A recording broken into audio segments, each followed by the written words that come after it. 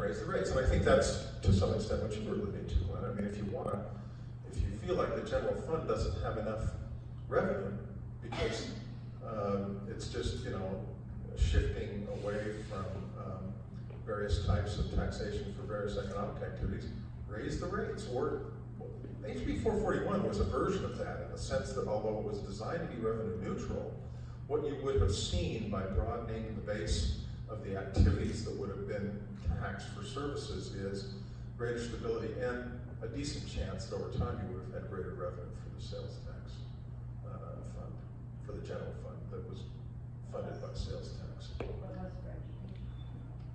Well, not necessarily. It depends on, it was designed again to be revenue neutral, and HB 441 never really got to a point it was introduced, and you had a version of it. Tim knows the details of what it contained. It didn't contain more than anybody else. But we didn't really worry about saying HB 441 stands for this as a final proposition, because it never got beyond a committee hearing. Got a committee hearing, passed out of committee, and then was never heard on the floor of the House. Didn't get a Senate hearing, committee hearing, didn't get a full Senate hearing. So HB 441 was the first word in talking about the possibility of sales tax on an expanded base of services. It was far from the last word. Just because, there were some people that were saying, make it revenue neutral, and to do that you have to decrease significantly the sales tax rate. There were other people that were saying, great, that's fine, let's at the same time talk about decreasing the income tax rate, giving people a break on income tax. Those were discussions. Tim would know better than I do whether that was ever part of what came out of the committee, but I sort of shrugged my shoulders about that, because we never got to a point where we were discussing any of that detail on the House floor. So the point being, if you want to raise rates, you can, and you will raise more revenue, whether it's for public education, you raise the income tax rate, or whether it's the sales tax rate, or maybe you lower the rate somewhat but expand the base, while at the same time saying our goal here is to raise, let's say, another $1 billion in sales tax revenue for the general fund. You can do that.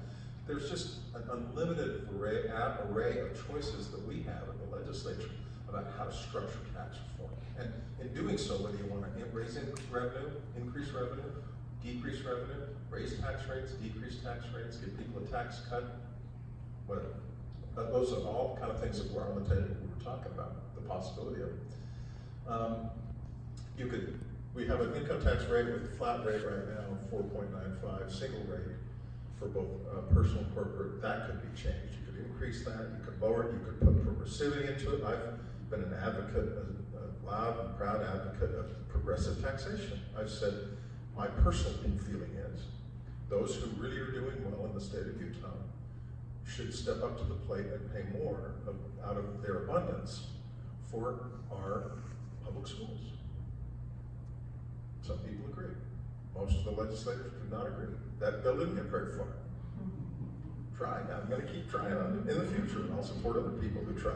DeBacchus was another one. I should associate myself with Jim DeBacchus, but Jim took my bill a year or two after I ran it, so we both had the same result.